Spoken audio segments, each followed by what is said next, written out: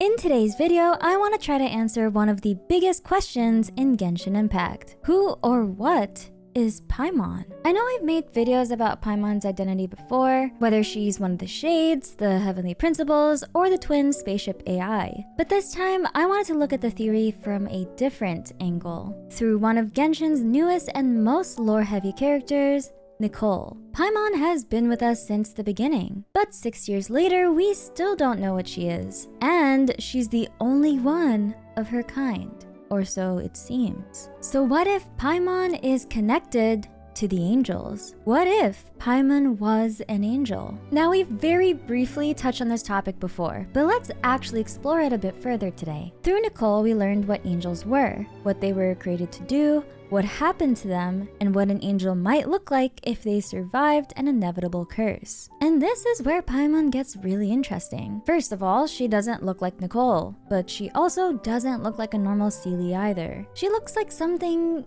in between the two. And Nicole's lore might finally explain why. But wait, you're going to enjoy this. Today's video is sponsored by Genshin Impact. If you already play, make sure to use this code to grab some in-game rewards. And if you haven't started playing yet, or you've been thinking about returning, you can download the game using the link in the description and pin comment down below. And you definitely won't want to miss out if you're planning to pull for Nicole or Lohan. Genshin Impact is available on PC, PlayStation, Xbox, and mobile with cross-platform play. Thank you so much, Genshin Impact, for sponsoring today's video. Angels were created by the Heavenly Principles. They served as divine envoys of Celestia during the age of Teyvat's unified civilization, thousands and thousands of years ago. Their purpose was to guide humanity, teach people, bring oracles, and help mortals understand the future. They were also connected to Irminsul and the ley lines. For years, Paimon, being the traveler's guide, mostly felt like a gameplay mechanic. She explains how Teyvat works, speaks for the traveler, and helps move us from one part of the story to the next. But after Nicole, that word guide suddenly feels a lot more important. At least in English. Guiding people wasn't just something angels did. It was their entire purpose. Which is why when Nicole gave up her voice, it was such a huge deal, because it was the very tool she used to guide humanity. Her voice was her purpose. Another important angel is Goitar, the first angel of Celestia, also called the goddess of the dawn star. She wore an elemental crown that was also a shackle, binding her to Celestia's will. So angels were powerful, but not completely free. They guided humanity, but they were also bound to Celestia. Then comes Sutervoinen, a voyager from the Sea of Stars. Sutervoinen was an alien who sent her consciousness to Teyvat, possessed the body of someone in Hyperborea,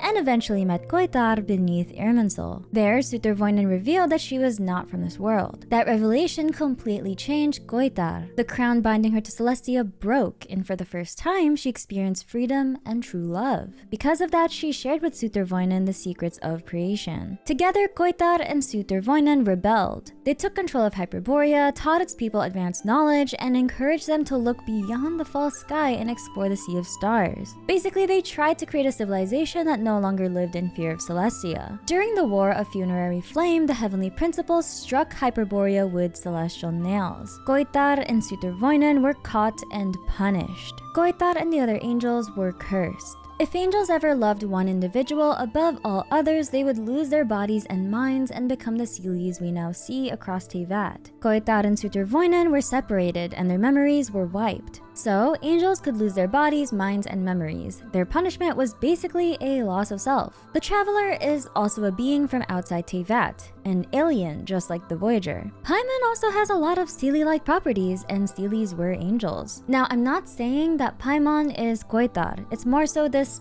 pattern or parallel of an alien from outer space having a guardian angel or something. Nicole Rain, also known as N, is a member of the Hexenzirkel and one of the surviving angels. She is described as a prophetess with deep knowledge of Teyvat's direction and order. She helps people who need guidance, which is why the Hexenzirkel knows her as the guide who will never get lost. Nicole is physically mute because she traded her voice to the Heavenly Principles in order to retain part of her angel form and power. She survived, but she paid an extraordinary price. Again, her voice was her purpose. Even without a voice, Nicole still guides people because she speaks directly into people's minds, telepathically. She warns the traveler after the Wanderer and Irminsul situation, talks to us about Fontaine's prophecy, helps a not cry, guides the traveler through the Torres traps, and later helps during the Sumeru-Irminsul crisis. Still doing what she was meant to do. After Koitara's rebellion, the angels were collectively punished by the heavenly principles. And different angels seem to have suffered different outcomes depending on what they wanted to keep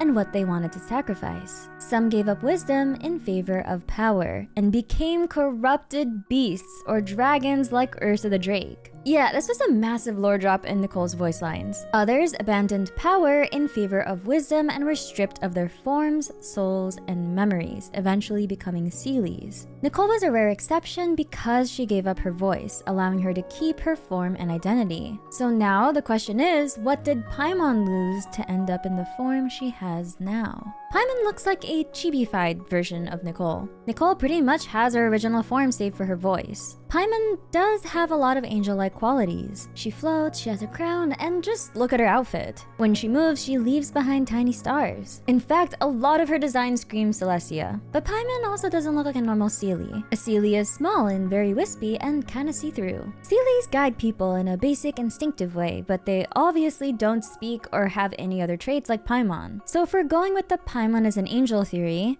Paimon may have kept the thing Nicole lost, her voice. But she may have lost the things Nicole didn't want to lose. Her original body, her powers, and most importantly, her memories. I know this might sound funny, but this could explain why Paimon talks so much. Paimon's constant talking is usually treated like comic relief. She's kind of almost the opposite of Nicole, even though Nicole is telepathically talkative. But maybe that contrast is the clue. Nicole sacrificed her voice to keep her human form and memories. Paimon may have sacrificed her form and memories to keep her voice, the tool angels use to guide humanity. That would explain why Paimon is not a full angel like Nicole, but also not a Seelie. Maybe she kept her personality, she kept her emotions, she kept her ability to speak, she kept the instinct to guide, but she lost her memories and wisdom, including the deeper knowledge of what she is. She definitely sacrificed something different from the Seelies, Nicole, and dragons like Ursa the Drake. Paimon's origin is still a mystery. The only thing she tells us is that before meeting the traveler, she got super tired, got caught in a strange whirlpool, was sucked out to sea, and then the traveler fished her out. All this happened close to the Nameless Island, a mysterious island associated with Istaroth, the Shade of Time. Maybe Paimon was an angel-like guide or celestial envoy. Maybe she was an angel. And if that's true, then Paimon's role as a guide becomes the biggest clue to her real identity. Paimon doesn't seem to know her origin, species, or purpose, but she immediately becomes the traveler's guide. That could mean her instinct to guide people stayed with her even if she doesn't remember being created to guide humanity. Remember, Nicole is a guide who never gets lost. Paimon is a self-proclaimed best guide in all of Teyvat. Nicole proves angels can survive in altered forms different from the devolved Seelies. Angels were commanded to love all living beings equally. If an angel loved one person instead of all equally, they could lose their body and mind and become a Seelie. That's actually kind of terrifying when we look at Paimon, because Paimon is not neutral or impartial with her affection to all humans. Paimon doesn't love everyone equally. Paimon chooses the traveler over and over again. It's really wholesome and cute. She sticks with the traveler through danger and through anything really. She panics when she's separated from them, and she swears to stay by their side. But with angel lore, it might become ominous. If Paimon is angel-like, then her greatest emotional strength might also be her greatest danger. The thing that makes Paimon so lovable may also be the thing Celestia once punished angels for, choosing one person above the world. There's also the strange way Paimon is connected to the sky and potentially Celestia. In the Book of Esoteric Revelations, Canatilla describes Paimon as a little rainbow balloon floating in the air, with a string that seems to extend upward somewhere above the sky itself. That is one of the most suspicious descriptions of Paimon in the entire game, and I've brought it up before in previous videos because it's so creepy. It suggests that Paimon is connected to something upward, maybe to the false sky, Celestia, the heavenly principles, or perhaps a spaceship sitting on the moon. This doesn't prove Paimon is an angel, but it supports the idea that she might be one of them or a being like them. Angels were her Celestia created envoys. So if Paimon has a string leading somewhere above the sky, that might just indicate she's bound to Celestia somehow. That also connects to one of Paimon's biggest contradictions. Paimon has hints that make her feel like she comes from beyond Teyvat, but she's still affected by Irminsul changes, which usually suggests she belongs to Teyvat. So if Paimon really is connected to the angels, then the real question is not just what Paimon is, but rather what she sacrificed in order to become